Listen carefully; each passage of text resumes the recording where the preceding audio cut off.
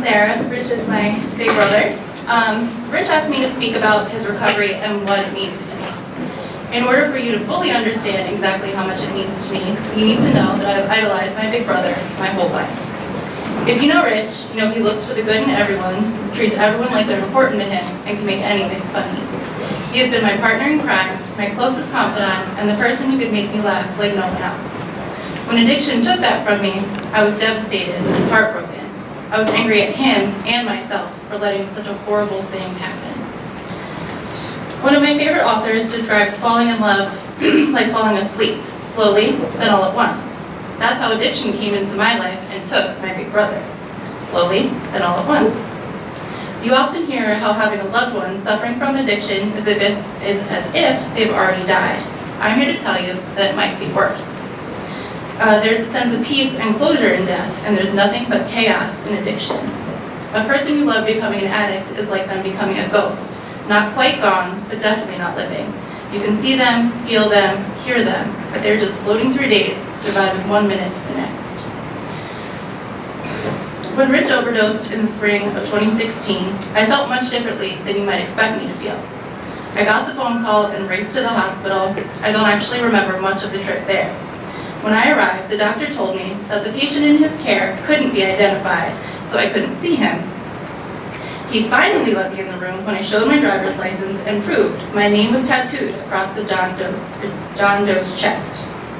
Once he finally let me in the room, he said, "Your brother is very sick. We'll have to wait and see." Very sick? What a simple way to reduce this FEMA-level catastrophe that was happening. But the wait and see part I could do. I had been waiting and seeing every second of Rich's addiction.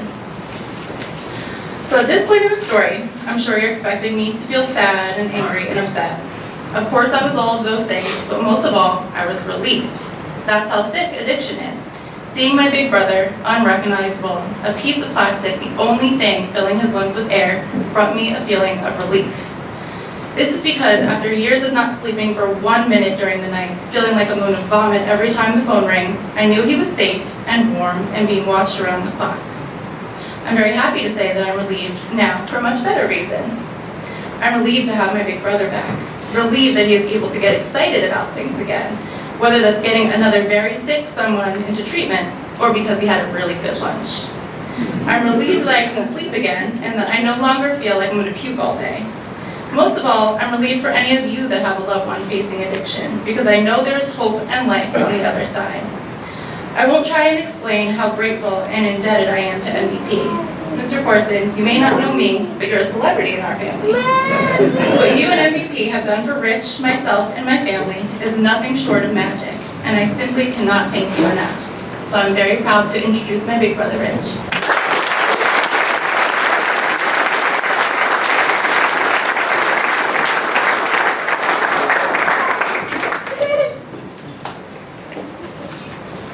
Hey guys, my name's Rich and I'm a person in long-term recovery. Ooh, that kind of took the air out of my lungs. My sobriety date is August 21st, 2017.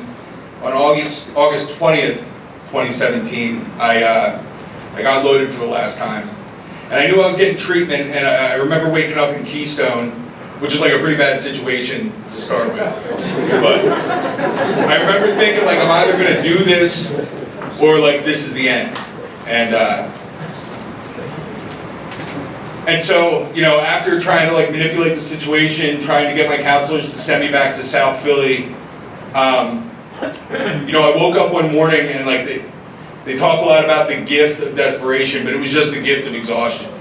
Like I had no fight, I had no manipulation, I had no big ideas. I just told my counselor, who was an angel, who argued with me the whole time trying to get me to go to MVP.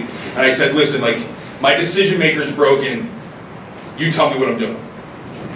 And that was when it started, and the sense of ease and relief that I got from taking a suggestion and taking myself out of the equation was, I can't even describe it. Like, I realized that maybe, like, not every decision I make is gonna end the world, or like, I'm not the most important thing going on. And, so I ran with it. I got to MVP, and I saw a bunch of guys who were trying to aggressively be better people. And it was people from all walks of life, like guys that I could identify with. And so, like, I just remember that that sense of comfort that came with just asking somebody who was doing what I thought I wanted and just did that. And you know, after a while, like I started seeing people that I looked up to in the recovery community, whether it was my counselors, people in the local recovery community. And I remember like when I was real young, my dad having one of those talks with me because it was obvious he knew something was going on. Before I ever picked up a drink or a drug, I just, you know, I wasn't putting it together. And I remember him saying like, you know, just find people who are doing what you want to do and just do that. Like you don't have to come up with a big plan. And I realized that that's what the guys in recovery were doing. That's what the people I looked up to were doing. So that's what I did. I just did that. I asked them how they did it, and I started doing it. When I came to MVP, I didn't have a driver's license. I had been moving back and forth in South Philly for the better part of 10 years. Most of it was because, like, I think I'm a pretty sharp guy, but I would fall apart when I had to do paperwork. Like, just fall to pieces. Couldn't get it. And I, you know, didn't have a driver's license, had a 10th grade education, didn't know what I wanted to do, thought I was going to be like, you know, doing a bunch of jobs that would make a little bit of money, but ultimately I was miserable. And I realized that a lot of the people who I was looking up to, like what they did was they helped for a living. And whether it was, you know, whether it was counselors or nurses, like I realized like that was the thing, that was the first time in my life, other than being a rock star when I was little, like that really kind of made my heart flutter when I thought about like the possibility of being able to do that for the rest of my life. So like aside from, you know, a few little hiccups along the road, like I was able to like re-enroll back in school. I have a job in the helping field now that I love to death. I'm surrounded by people who got to where they are now by helping people. And like for all the people sitting on this stage, there is a trail of people that they picked up out of hell.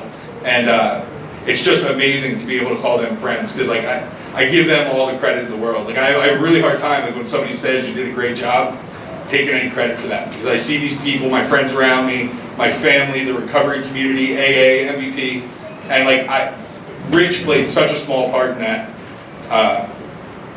You know, I'm just so grateful. The greatest gift that I got from this whole thing is just the feeling that what's going on right now is like exactly how it's supposed to be. And I can deal with that. Thanks for listening.